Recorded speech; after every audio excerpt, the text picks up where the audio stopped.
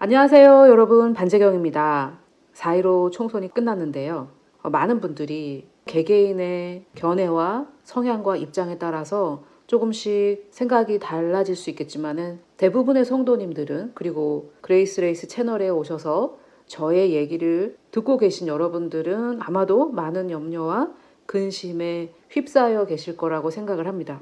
저 개인적으로는 예상했던 결과고 이렇게 되는 게 맞지 않나라고 생각을 하는데, 그 이유는 진지한 반성 없이 잘못된 것을 되돌리지 않고는 한 발자국도 나갈 수 없다라고 저는 개인적으로 생각을 하고, 또 그래야 된다라고 생각을 합니다. 그것이 하나님의 말씀의 원리이고, 이 세상은 하나님 말씀의 원리대로 흘러가게 되어 있습니다. 하나님 뜻대로 다 된다는 말이 아니고 하나님 말씀의 원리대로 된다는 말입니다. 이게 무슨 말이냐면은, 우리가 정말 요한복음 3장 16절처럼 모두가 다 외우고 알아야 되는 말씀 중에 하나가 바로 디모데전서 2장 4절 말씀인데요. 하나님은 모든 사람이 구원을 받으며 그 모든 사람이 진리를 아는 데 이르는 것을 원하십니다. 이것이 하나님의 뜻이에요. 하나님의 뜻. 하나님의 뜻은 어떤 사람도 지옥에 가는 게 하나님의 뜻이 아닙니다. 하나님께서 지옥에 가라고 정해놓은 사람이 있다라고 가르치는, 그것은 성경으로도 증명할 수 없지만 이 말씀에 정면으로 도전하고 있는 잘못된 주장입니다. 하나님은 모든 사람이 구원을 받고 또 모든 사람이 진리를 아는데 이르는 것을 원하시는데, 이 하나님의 뜻이 다 이루어지고 있나요? 모든 사람이 구원을 받았습니까? 모든 사람이 진리를 아는데 이르렀습니까? 아니죠. 그래서 하나님의 뜻이라고 다 이루어지지 않는다는 것을 우리는 이 디모데전서 2장 4절로 알 수 있어요. 일어나는 모든 일이 하나님의 뜻이 아닙니다. 또 베드로후서 3장 9절에 보면 주의 약속이 더디다고 왜 이렇게 빨리 안 되냐 이렇게 생각하는 사람들이 있는데, 더딘 것이 아니라는 거죠. 주께서 우리를 오래 참으셔서 아무도 멸망하지 아니하고 다 회개하기에 이르기를 원하십니다. 원하신다라는 게 하나님의 뜻이라는 거죠. 그런데 아무도 멸망하지 않고 모두가 다 회개하는데 이릅니까? 그렇게 되지 않죠. 하나님의 뜻이 이루어지지 않는다는 거예요. 하나님께서 뜻하셨다고 해서 그것이 다 이루어지는 것은 아닙니다. 그래서 대선이라든지 총선이라든지 이런 결과를 두고 사람들이 대통령은 하늘이 내린다? 이런 얘기를 하는 게 정말 성경적이지 않은 거죠. 왜냐하면 그런 생각은 일어나는 모든 일이 다 하나님의 뜻이다라는 아주 잘못된 생각이에요.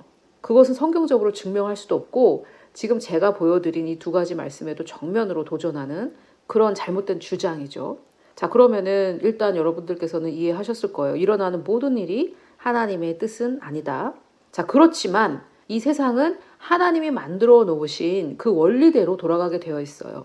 쉽게 예를 들어서 중력의 법칙이라는 게 있죠. 하나님께서 만드셨습니다.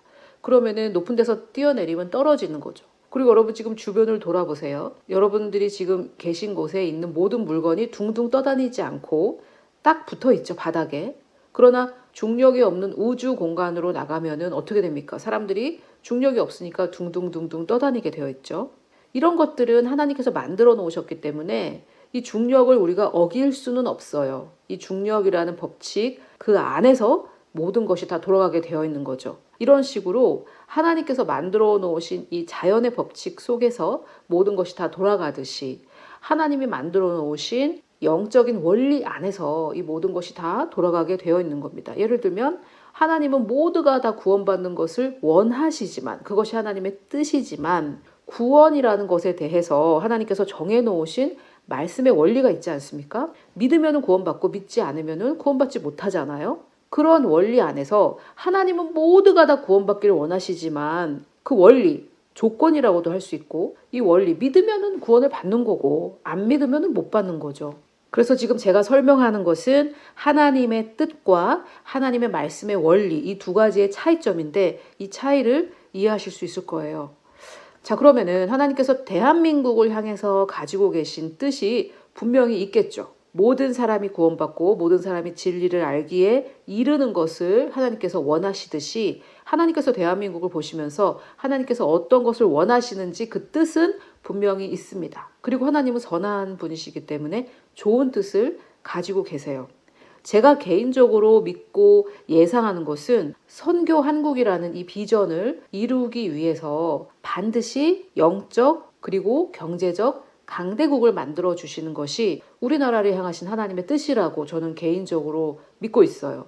그리고 제가 그렇게 생각하는 이유에 대해서는 앞으로 제가 여러 가지 근거를 제시하면서 설명을 할 계획이지만, 하나님께서 우리나라를 통해 선교하시기 위해서 우리를 영적 그리고 경제적 강대국을 만드시는 게 하나님의 뜻이라고 해서 그것이 그냥 저절로 이루어지지는 않는다는 거죠. 하나님의 뜻은 모두가 구원받는 것이 뜻이지만 그들이 믿어야 되잖아요. 하나님이 정해놓으신 말씀의 원리대로 믿어야 구원을 받듯이 대한민국을 영적 그리고 경제적 강대국으로 만드는 것이 하나님의 뜻이지만, 우리가 그것에 대해서 믿어야 구원받듯이 우리가 그것을 마음의 소망으로 품고 그에 따라 합당한 그런 모습으로 변화되어져 갈 때 그것이 이루어지는 것이지, 강대국은커녕 완전 망해도 싼 그런 나라의 국민의 모습을 가지고 있는데 하나님이 그 뜻을 억지로 이루실 수는 없는 거죠. 이 부분이 사실은 우리 성도들에게 정말 잘못된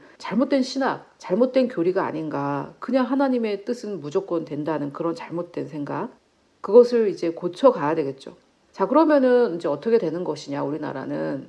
대한민국은 하나님의 말씀이 정해놓은 원리대로 돌아가게 되어 있습니다. 회개하고 돌이키면은 이 땅을 고쳐주실 것이고, 계속 교만하게 하나님의 뜻에 반대되는 타락의 길을 간다면은 벽에 머리를 박으면 어떻게 되겠어요? 아프겠죠. 박는 세기에 따라 머리가 깨질 수도 있는 거죠. 이스라엘도 하나님께서 선택하신 그런 선민이지만 2000년 동안 유랑민족 생활을 하지 않았습니까? 그러다가 우리가 건국했던 1948년에 이스라엘도 건국이 되었어요. 우리하고 아주 비슷합니다. 영적으로 거의 쌍둥이에 가까운데, 그것만 보더라도 하나님께서 이스라엘을 향해서 가지고 계신 뜻과 계획은 분명히 있어요. 모든 민족에게 그 계획과 그 뜻을 가지신 건 아닙니다. 그래서 그것도 당연하다고 받아들여서는 안 되고, 그것 자체가 은혜죠. 하나님께서 이스라엘 백성을 선택하셔서 그들을 사용하시겠다라는 것 자체가 은혜예요. 그런데 그 뜻을 가지셨다고 해서 그것이 저절로 무조건 이루어지느냐? 그것은 아니라는 거예요. 그러한 그릇이 되고 그러한 모습으로 준비될 때 하나님께서 사용하실 수 있는 거죠. 이거는 정말 이렇게 생각하시면 돼요. 여러분들께서 아주 훌륭한 회사의 사장인데 또는 회장인데 사원을 뽑는데, 그 사원이 그 회사의 사원이 될 만한 자격을 갖춰야 뽑을 수 있지 않겠어요? 만약에 그 사람이 내 아들이라 할지라도, 내 아들이라고 정말 망나니 같은 아들에게 내 이 소중한 기업을 맡길 수가 없잖아요. 그런데 나는 내 아들에게 맡기고 싶어요. 그게 내 뜻이에요. 그러면 어떻게 하겠습니까? 그 망나니 같은 아들이 이 대기업의 회장이 되기에 합당한 모습으로 준비될 때까지 기다릴 수밖에 없는 거죠. 그 기간이 길 것이냐 짧을 것이냐는 누가 결정합니까? 그 회장이 결정합니까? 아니면 그 망나니 아들이 결정합니까? 그 아들이 결정하는 거예요. 빨리 정신 차리고 빨리 준비할수록 빨리 되는 거고, 그렇지 않고 그냥 계속 망나니 짓을 하면서 언젠간 나는 회장이 되겠지 한다면은 그 언젠가라는 그 기간이 길어질 수밖에 없다는 거죠. 자, 그래서 대한민국 망하는 거 아니냐고 이렇게 걱정하시면서 질문하시는 분들이 많아요. 여타 목회자님들이라든지 아니면은 여러 사역자들이 유튜브나 페이스북이나 이런 SNS를 통해서 하나님의 음성을 들었는데 우리나라 망한다고 하셨다, 이런 얘기를 하는 분들이 계신가 봐요. 그래서 저에게 물어보는 분들이 많이 계신데, 제가 어떤 다른 그런 목회자들이 하나님께 직접 들었다는 것에 대해서 제가 이렇다 저렇다 말할 수 있는 입장은 아니지만, 일단 저는 거기에 동의하지는 않습니다. 왜냐하면은 제가 이 대한민국이 건국되는 과정을 공부해 보니까 예수 그리스도라는 반석 위에 세워진 나라입니다. 우리나라는. 그래서 망하지는 않아요. 그러나 하나님께서 가지고 계신 그 뜻이 언제 이루어질 것이냐는 우리가 결정하는 겁니다. 예를 들어 이스라엘 백성을 400년 뒤에 출애굽하시려는 게 하나님의 뜻이었는데, 모세가 390년 되던 해에 자기 의가 앞서서 그 애굽인을 죽이고 도망가서 그 광야에서 40년을 허비하게 됩니다. 그러면은 390에다가 40년 더하면 430년이잖아요. 그래서 이스라엘 백성들은 하나님은 400년 만에 출애굽하시려는 뜻을 가지고 계셨지만, 이 모세가 그 10년을 기다리지 못하고, 모세도 다 알고 있었죠. 레위인의 아들이었기 때문에 그리고 바로의 딸에 의해서 그 물에서 건짐을 받았지만 그 엄마가 키워서 다 키운 다음에 바로의 궁전으로 들어갔기 때문에 이 모세도 레위인에게 교육을 받았어요. 그래서 하나님께서 400년 만에 구원하실 것을 알았고 그것이 자기 세대에 이루어질 것을 알았다고 우리가 유추할 수 있습니다. 그래서 하나님은 그 400년 만에 이스라엘 백성들을 출애굽시키려는 게 하나님의 뜻이었지만 모세가 390년 되던 해에 10년을 기다리지 못하고 그것을 앞당기려 해서 오히려 30년이 더 늦어지는 그런 결과가 있었죠. 그런 것처럼 저는 이스라엘 백성을 출애굽시키는 게 하나님의 뜻이고 그것은 하나님께서는 400년 만에 이루어질 것이라는 그 특정한 때를 정하셨지만 사람들이 준비되지 않아서 그것이 미뤄질 수 있다, 더 오래 걸릴 수 있다라고 성경에 근거해서 저는 생각을 합니다. 그래서 우리나라도 저는 멀리 보면 길게 보면 하나님의 뜻이 반드시 이루어질 것이라고 저는 생각을 하는데 390년 되던 해에 모세가 그렇게 하나님의 뜻을 그르쳤듯이 우리도 그 하나님께서 정하신 그 때를 우리가 그르쳐서 당장 보기에는 망한 것처럼 느껴지는 그런 때가 있을 수 있다라고 저는 생각을 합니다. 그래서 우리가 준비가 돼야 되는 거죠. 우리가 준비가 돼야 되는데 사실 저 개인적으로 생각해 볼 때도 어떤 문제의 근원을 해결하지 않고 자꾸만 이렇게 정말 카드 돌려막기 하듯이 계속 그렇게 하고 있기 때문에 제가 생각하기에도 당장에는 우리나라가 망한 것 같은 그런 느낌이 들 수 있겠다. 이런 생각을 저도 하고 있어요. 제가 그래서 애굽을 향하신 하나님의 비전을 말씀을 드린 건데 애굽을 향하신 하나님의 비전은 분명하고 그것은 반드시 이루어질 것이라고 성경에 말씀을 하고 있습니다. 그런데 10가지 재앙을 경험했던 그 시대의 애굽인들이 보기에는 애굽은 망했다라고 말할 수도 있겠죠. 그래서 저도 이렇게 말씀을 드리고 싶어요. 하나님의 뜻은 분명하고 그것은 언젠가는 이루어지겠지만 그 언젠가라는 것은 하나님이 정한 때도 있지만 우리는 앞당기지는 못해요. 앞당기지는 못하지만 그것을 더 멀어지게 할 수는 있다. 모세의 경우에서 우리가 확인할 수 있듯이. 그리고 지금 당장 우리가 망할 짓만 골라서 한다면은 망하는 게 맞죠. 망하는 게 맞습니다. 망해야만 정신을 차리고 거기에서 다시 일어선다면은 저는 그게 오히려 낫다고 생각해요. 여러분 예를 들어서 어떤 이제 흔들리는 건물이 있는데 그렇다면 아예 그거를 다 부서뜨려서 새로 짓는 게 낫지. 건물이 흔들릴 때마다 보수 공사를 하고 또 흔들릴 때마다 마음이 조마조마하면서 이거 어떻게 하냐 하면서 또 보수 공사를 하고 그렇게 하는 게 뭐가 더 좋을까요? 그냥 다 무너뜨려가지고 새로 건물을 세우는 게 훨씬 더 시간도 절약하고 또 그 마음 조마조마하고 그때마다 보수 공사한다고 어차피 다 무너뜨리고 다시 세워야 되는데 다 쓰러져가는 건물에 보수 공사를 하고 그게 뭘 그렇게 의미가 있겠습니까? 그런데 제가 볼 때 지금 우리 한국교회와 더 넓게는 우리 대한민국 국민들은 무너뜨려서 다시 세울 생각은 별로 없는 것 같아요. 그러면 어떻게 되느냐? 시간이 더 걸리겠죠. 공부를 잘하려면은 공부를 하면 되는데 공부 안 하고 기도만 하면 됩니까? 공부도 하고 기도도 해야죠. 공부는 안 하면서 기도만 세게 하는 그게 신앙인가요? 그거는 그냥 요행을 바라는 거죠. 그리고 이게 지금 우리 성도들의 문제인데 나라를 사랑한다는 성도들 사이에서도 그냥 눈 가리고 아웅하려는 그런 경향이 있어요. 저는 이게 고쳐져야 된다고 생각을 합니다. 손바닥으로 하늘을 가릴 수가 없잖아요. 언제까지 이 카드 돌려막기를 할 것입니까? 근본적인 변화가 있어야죠. 보통 선거는 차악을 선택하라는 말을 하잖아요. 근데 그게 저는 사실 모르겠어요. 최악이든 차악이든 악을 선택해서는 되겠습니까? 그러면은 이제 많은 분들이 그러면 어떡하냐, 대안이 뭐냐 이렇게 말씀을 하시는데 제가 말씀드렸다시피 쓰러져가는 건물 그냥 다 부숴버리고 다시 세우는 게 낫지. 그거 보수해가면서 그 흔들릴 때마다 보수해가면서 조마 이렇게 그렇게 언제까지 그렇게 하겠습니까? 그래서 저는 차라리 잘 됐다고 생각하고 이거 깨닫는데 그냥 나라 문제에 관심 없는 성도들 말고 나라를 사랑하고 나라를 위해서 기도하고 그런 성도들이 안 되는 건 안 된다라는 걸 깨닫는데 3년이 걸린 거죠. 여러분 기도 세게 한다고 나라가 바뀌는 게 아닙니다. 하나님의 뜻대로 할 때 그럴 때는 기도를 안 해도 나라가 바뀌는 거죠. 이거는 부모 입장에서 생각하면 너무 당연한 거죠. 자녀가 내 뜻대로 하면은 사달라고 안 해도 알아서 사주는 거고 내 뜻대로 안 하는데, 부모 뜻대로 안 하는데 와가지고 맨날 아침 저녁으로 조르고 세게 조르고 그런다고 그게 뭐 바뀌나요? 부모 뜻대로 안 하는 아이에게 원하는 것을 해주는 게 그거는 저는 좋은 부모라고 생각하지 않거든요. 근데 하나님은 좋은 아버지시란 말입니다. 자녀들 버릇을 잘못 들이는 그런 아버지가 아니에요. 그래서 우리는 이 하나님의 말씀의 원리를 알고 그것에 따라 행동을 해야지 교회가 모여서 나라를 위해서 세게 기도한다고 변하는 게 아닙니다.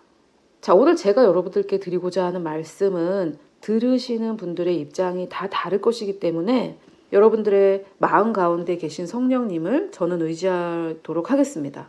성령께서 해석해 주시고 성령께서 적용해 주시도록 저는 어떤 구체적인 언급보다는 말씀의 원리를 전달을 할 테니까 여러분 각자의 마음에 두고 있는 대로 각각 나라에 적용하실 분들은 나라에 적용하시고 교회에 적용하실 분들은 교회 또는 자신의 가정이나 아니면은 일이나 또는 개인의 신앙의 성장에 적용하실 분들은 그렇게 각자 각각 적용하시면 될 것 같아요. 제가 너무 구체적으로 한계를 지으면은 오히려 이 말씀이 여러분들께 받아들여지지 않을 수도 있고 도움이 되지 않을 수도 있으니까 저는 말씀의 원리를 전달하도록 하겠습니다. 그렇지만 저는 이것은 4.15 총선을 보면서 생각이 난 것이기 때문에 저는 이제 그런 마음으로 전달을 하도록 하겠습니다. 자, 오늘 제목을 보시고 굉장히 생소하게 들리셨을 텐데 사실은 말씀에 있는 구절 그대로예요. 그대로. 열왕기하 2장에 있는 말씀인데요. 이것은 사실 제가 거의 20년도 더 된 일인 것 같은데 그때 제가 성령 세례 받고 한참 큐티를 열심히 했을 때예요. 그때는 큐티 책이 진짜 유행이었죠. 큐티 책 가지고 큐티하는 것이. 지금은 어떤지 제가 잘 모르겠는데 그때 저도 큐티 책을 가지고 한창 말씀을 묵상하던 시절인데 그때 깨달은 내용이에요. 큐티 책은 여러 가지 질문도 있고 적용해봐라 뭐 이런 것들이 있으니까 그것을 쭉 따라하다 보면은 좀 도움이 많이 됐던 것 같아요. 우리나라에도 이렇게 부정 탔을 때 소금 뿌리라는 그런 관습이 있잖아요. 그게 어디서부터 이렇게 내려온 건지 모르겠지만은 어쨌든 뭔가 부정 탔을 때 깨끗하게 하라는 그런 의미잖아요. 그런데 이 원리가 사실은 성경에도 나와 있습니다. 자, 엘리야의 제자죠. 엘리사가 엘리야로부터 갑절의 영감을 받아서 그러니까 그 영성이 2배인 거죠. 엘리야의 영성 2배. 그리고 나서 첫 번째로 행했던 이적인데요. 실제로 엘리사는 엘리야가 행했던 이적의 딱 2배를 행합니다. 정말로 갑절의 영감을 받은 거죠. 그런데 우리는 엘리야의 영감을 받는 것이 아니라 예수 그리스도의 영감을 받았기 때문에 더 이상 뭐 갑절로 받을 필요가 하나도 없어요. 100%다 받았기 때문에 이제부터 우리는 그것을 믿느냐 마느냐의 문제입니다. 구약의 사람들과 우리는 원리가 달라져요. 새 언약이라는 새로운 언약 하에 있습니다. 갑절로 부어주시옵소서 이런 기도는 구약의 기도죠. 우리는 구약의 기도를 할 필요가 없는 신약의 성도들입니다. 아무튼 이 엘리야, 우리가 정말 어마어마하게 생각하는 이 엘리야의 영감을 갑절로 받은 2배로 받은 엘리사가 첫 번째로 했던 이적이기 때문에 굉장히 중요합니다. 굉장히 의미가 있죠. 성경에는 첫 번째의 원리라는 게 있어요. 어떤 단어가 첫 번째로 언급됐을 때 그것은 무슨 뜻이냐. 거기에 따라서 그 단어의 정의를 기준을 정하거든요. 그런 것처럼 엘리야의 영감을 갑절로 받은 이 엘리사의 첫 번째 이적이라는 것은 굉장한 의미가 있는 것입니다. 그런데 이때 엘리사가 했던 게 뭐냐면은 물의 근원에 소금을 뿌리는 그런 일을 합니다. 자, 그 이야기의 전개는 이렇게 돼요. 엘리사가 여리고에 있을 때의 일이에요. 이때는 열왕기하 시대이니까 여리고는 여호수아가 그 여리고 성벽을 무너뜨리고 여리고를 점령한 이유니까 이 여리고 성에는 이스라엘 백성들이 살고 있었겠죠. 근데 그 성읍의 사람들이 엘리사에게 말을 합니다. 엘리사가 선지자라는 것을 알아본 거죠. 그러면서 이렇게 얘기해요. 우리 주인께서 보시는 바와 같이 이 성읍의 위치는 좋으나 자, 이 성읍 사람들을 제가 가만히 보면은 대단한 사람들이에요. 이 위치가 굉장히 좋다는 것을 알고 있어요. 자, 우리 한반도는 또 어떻습니까? 우리 지정학적 요충지라고 굉장히 많이 배웠잖아요. 장사를 해도 그 목이 제일 중요한 것처럼 우리나라는 이 한반도에 위치해 있기 때문에 이 나라의 값이 굉장히 올라간다고 전에 말씀을 드렸었죠. 이 열강들 사이에 있기 때문에 굉장히 중요한 나라가 된 거예요. 하나님께서 우리에게 천연 자원을 주지는 않으셨지만 지정학적 요충지를 주셨습니다. 이것 때문에 우리나라 몸값이 굉장히 올라가는 거죠. 우리가 저기 뭐 아프리카 어디에 붙어 있는 나라라면은 의미가 별로 없어요. 우리나라는 이 미국, 일본, 중국, 러시아에게 우리는 그렇게 의미 있는 나라가 아닌 거죠. 우리도 굉장히 좋은 위치를 하나님께서 주셨어요. 그래서 이들도 이렇게 알고 있는 거죠. 이 성읍의 위치는 좋다.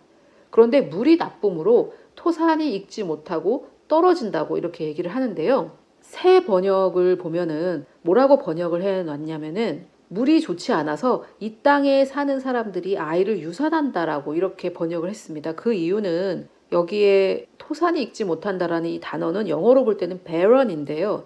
이 barren이라는 말은 우리나라 말로 바짝 마른 땅 또는 불모지 또는 불임을 나타냅니다. 그래서 이 배런은 뭔가를 생산하지 못하는 상태를 말하는데 땅이 열매를 생산하잖아요. 그리고 자녀는 태의 열매라고 하나님께서 표현하시잖아요.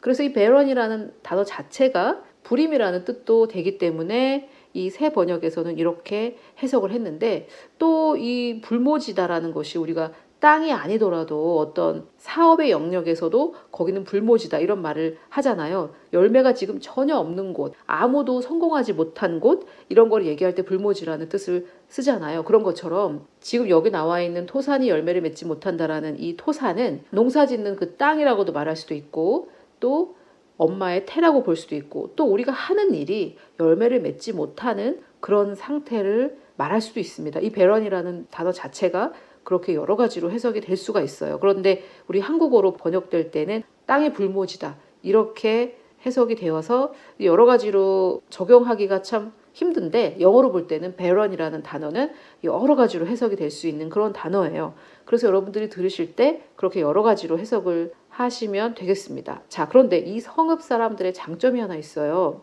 이들은 이 농사가 안 되는 이유가 무엇인지 정확하게 인정하고 있습니다. 흙의 문제도 아니고 작물의 문제도 아니고 물이 문제라는 것을 알고 있고 인정하고 있어요. 그런데 아마 농사를 짓는 분들은 물이 문제였을 때는 물이 문제라는 것을 바로 알 수 있다고 저는 생각을 하거든요.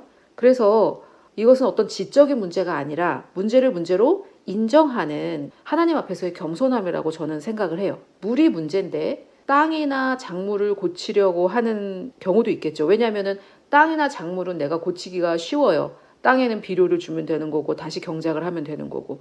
그런데 물이 문제가 있을 때는 그것을 고치는 능력이 나에게 없는 거죠. 그럴 경우 사람들은 그것을 인정하지 않으려고 합니다.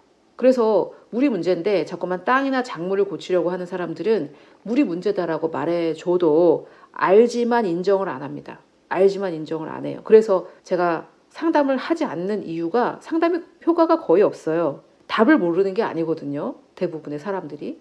예를 들어 인간관계에 문제가 있는 경우에 문제는 상대방이 아니라 나의 낮은 자존감인 경우가 많습니다. 100% 그런 건 아니에요. 그렇지만 대부분의 경우 인간관계 문제는 쌍방의 문제고 내 자존감의 문제인 경우가 많아요. 그럴 때 문제는 당신의 낮은 자존감입니다 라고 말을 해줘도 그것을 대부분의 사람들이 받아들이지 않고 상대방의 문제라고 생각하고 싶고 그런 얘기를 듣고 싶은 거죠. 상대방에도 문제가 있죠. 대부분 쌍방에 문제가 있으니까. 그렇지만 해결은 내 자아상이 변해야 해결이 되는 건데 상대방이 문제라고 해봐야 그 문제의 진짜 해결은 점점 시간만 멀어질 뿐이죠.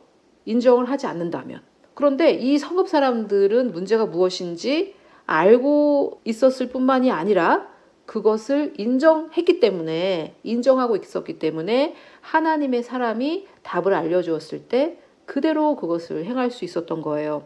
이들은 어떻게 물을 고쳐야 할지는 몰랐습니다. 이것은 사실 우리도 마찬가지입니다. 우리가 어떤 일에 스트레스를 받는 이유는 해답을 모르기 때문이거든요. 그래서 지금 내 인생의 이 문제에 해답을 나는 모르기 때문에 그것을 문제로 인정을 하지 않는 거예요. 조금 더 쉽게 제가 말씀드리면은 이 구절을 그대로 이용하면 물이 문제일 경우 우리가 물을 고칠 수는 없잖아요. 그런데 땅이 문제 있을 경우에는 땅을 다시 좀 기경을 한다든지 돌을 빼낸다든지 뭐 어떻게 할 수가 있고 비료도 줄 수가 있고 또 열매가 문제였을 때는 씨를 뭐 바꿔서 좋은 종자를 심는다든지 뭐 이렇게 할 수 있잖아요. 그런데 물이 문제였을 때는 답이 없지 않습니까? 그래서 사람들이 그 답이 없는 문제는 문제로 인정을 안 하는 거예요. 답이 없으니까. 내가 답을 모르니까. 그래서 우리는 하나님이 필요한 거죠. 답을 모르니까요. 이 문제를 해결할 수 있는 답을. 근데 이 성읍 사람들의 제가 생각할 때 굉장한 장점은 그들의 겸손함인데 우리는 답을 모른다라는 것을 인정을 했기 때문에 그 문제를 문제로 받아들일 수 있었던 거죠. 그래서 하나님은 이 나라를 위해서 기도할 때 어떻게 말씀하셨냐면 내 이름으로 일컫는 내 백성이 그러니까 우리만 잘하면 돼요. 세상 사람들이 잘못한다고 나라가 망하는 게 아니거든요. 그들의 악한 길에서 떠나 여기서 악하다라는 거는 하나님과 다른 방식을 말하는 거죠. 하나님의 방식이 아닌 그래서 세상에서는 아무리 좋은 방식이라고 하더라도 하나님의 방식이 아니면 다 악한 방식입니다. 여기에서 떠나 스스로 낮추고 자기를 겸손하게 하고 기도해서 기도는 몇 번째 나오는 겁니까? 첫째 악한 길에서 떠나고 그 다음에 겸손케 해서 기도를 해야죠. 이건 안 하고 기도만 세게 한다고 해서 나라가 변하는 게 아니죠. 그리고 내 얼굴을 찾으며 여기서 하나님의 얼굴을 구한다라고 했을 때 그 뜻은 하나님의 손을 구한다고 했을 때는 하나님의 능력을 구하는 거거든요. 그런데 우리가 얼굴 좀 보자 이렇게 했을 때는 좀 만나서 교제하자라는 얘기잖아요. 그래서 하나님 그분과 교제하기를 원하여야 된다는 거죠. 그분의 능력만 내 문제를 고쳐주세요. 재정의 문제를 고쳐주세요. 병 낫게 해주세요. 이런 능력만 구하는 게 아니라 그분 자체와 교제하려고 하는 그런 조건들이 이렇게 완성이 되면 그때서 하나님께서 하늘에서 듣고 내가 그 땅을 고쳐주겠다 이렇게 약속을 하시잖아요. 그래서 내 방식을 버리고 하나님 저는 못합니다. 하나님밖에 못하십니다라고 하는 게 우리를 겸손하게 낮추는 거죠. 그리고 겸손한 자만이 진짜 문제를 문제라고 인정할 수 있어요. 그래서 그런 것을 생각해 볼 때 이 성읍 사람들은 굉장히 겸손했다. 겸손하면 지혜가 따라옵니다. 겸손하면. 이거는 우리가 해결할 수 없어. 이 땅도 문제가 없고 이 씨도 문제가 없는데 그러면 물이 문제구나. 이 물은 우리가 어떻게 고치냐. 이건 우리가 할 수 있는 일이 아니야 라고 겸손했기 때문에 하나님이 사람이 나타났을 때 그를 알아봤고 누구에게 물어봐야 답을 얻을 수 있을지 안 거죠. 우리에게 엘리사는 누구냐? 성령님이십니다. 여러분 각자 안에 계신 성령님만이 아시는 거죠. 그러니까 그분을 구하고 그분과 교제를 해야 되는 거죠. 자, 그런데 이 엘리사가 우리가 듣기에는 굉장히 생소한 말을 하는데 뭐라 그러냐면 이 물이 안 좋다고 하니까 새 그릇에 소금을 담아서 가져오라고 이렇게 얘기를 합니다. 자, 여기에서 새 그릇이 무슨 뜻인지 소금이 무슨 뜻인지 우리가 자의적으로 해석을 하기보다는 이 내용 전반의 주제를 파악을 하는 게 좋을 것 같아요. 자, 그래서 엘리사가 물의 근원으로 나아가서 그들이 새 그릇에 가져온 그 소금을 그 가운데 던지는데 제가 소금을 뿌린다고 표현한 것은 우리가 소금을 이렇게 던진다고 말하진 않잖아요. 작은 가루이기 때문에 던진다라기보다는 뿌린다가 맞는 것 같아요. 그래서 엘리사가 그 물의 근원으로 나아가죠. 여리고 땅에 열매가 지금 맺히고 있지 않고 농사가 안 되는데 물에 문제가 있는데 그 물을 어떻게 고치냐면 물의 근원으로 나아가는 거죠. 거기에서 물이 나오는 거니까 하나님의 선지자 엘리사는 그 물의 근원으로 나아가서 소금을 뿌립니다. 그랬더니 여호와의 말씀이 임하는데 여호와께서 내가 이 물을 고쳤으니 이로부터 다시는 죽음이나 열매 맺지 못함이 없을지니라고 하셨어요. 그래서 여기에서 이 죽음이라는 말을 사용한 것을 보면 여자가 임신해서 잉태하지 못하는 그런 상황도 우리가 유추해 볼 수 있죠. 그래서 이 고을의 여자들은 불임이거나 아니면 임신을 해도 유산이 됐었다고 생각할 수 있고 또 열매 맺지 못한다고 되어 있으니까 아예 임신이 안 되거나 아니면은 농작물이 아예 열매가 맺히지 않거나 이렇게 이 배런이라는 단어를 사람에게도 적용할 수 있고 농작물에도 적용을 할 수가 있을 것 같아요. 그래서 여기서 보면은 이제 소금이 그 물의 근원을 고친 건 아니고 그렇게 했을 때 여호와께서 여기 내가라고 하셨으니까 여호와께서 그 물의 근원을 고치신 거죠. 그런데 사람을 통해서 그리고 또 소금을 사용해서 이렇게 하나님께서 고치신 건데 자, 그러면 이 소금은 무슨 뜻이냐? 여기에서 봤을 때는 그 문제가 있는 물의 근원에 가서 소금을 뿌렸더니 좋지 않은 물이 고쳐졌잖아요. 그래서 이 소금은 뭔가를 고치고 치유하고 성결케 하는 더러워진 물을 깨끗하게 하는 그런 역할을 했다고 볼 수가 있겠죠. 그리고 이 해석이 틀리지 않는 것이 출애굽기에 보면 이런 말씀이 있어요. 그것으로 향을 만들되 향 만드는 법대로 만들고 일단 하나님의 방법대로 해야 되죠. 그리고 거기에 소금을 쳐서 성결케 하라고 이렇게 말씀을 하고 있습니다. 그래서 소금은 성경에서 세네 가지 기능을 하고 있기는 한데 여기에 보면은 성결케 하는 기능이 나와 있죠. 거룩하고 깨끗한 상태를 만드는 것이 소금의 역할인 거죠. 뭔가 더러워지고 부패하고 잘못된 것을 그 원래의 모습대로 회생시키는 것, 원래의 그 하나님의 계획대로 돌이키는 그런 역할을 하는 것이 지금 이 열왕기하 2장에서 엘리사가 소금을 사용했던 그런 거죠. 저는 이 출애굽기에 이 하나님의 말씀 30장 35절에 이 소금을 쳐서 성결하게 하라 라고 했던 이 하나님의 말씀을 기억하고 엘리사가 이렇게 하지 않았나. 자, 그래서 이렇게 했더니 어떤 일이 일어났냐면은 그 물이 엘리사가 한 말과 같이 고쳐져서 오늘날에 이르렀대요. 계속해서 고쳐진 그 상태가 유지된 거죠. 왜 그럴까요? 근원이 고쳐졌으니까 그런 거죠. 그런데 이 성읍 백성들이 자꾸만 땅을 어떻게 해보려고 한다든지 씨를 어떻게 해보려고 한다든지 했었다면은 이게 고쳐지지 않았겠죠. 그때 그냥 땜빵만 하는 거죠. 무너져가는 건물을 그냥 다 부숴서 건물의 틀부터 다시 짜지 않고 그냥 보수공사만 하고 이렇게 하면은 언젠가는 무너졌겠죠. 언젠가는. 그런데 그 근원부터 고쳤기 때문에 근원을 고친 그 효과는 영원한 거죠.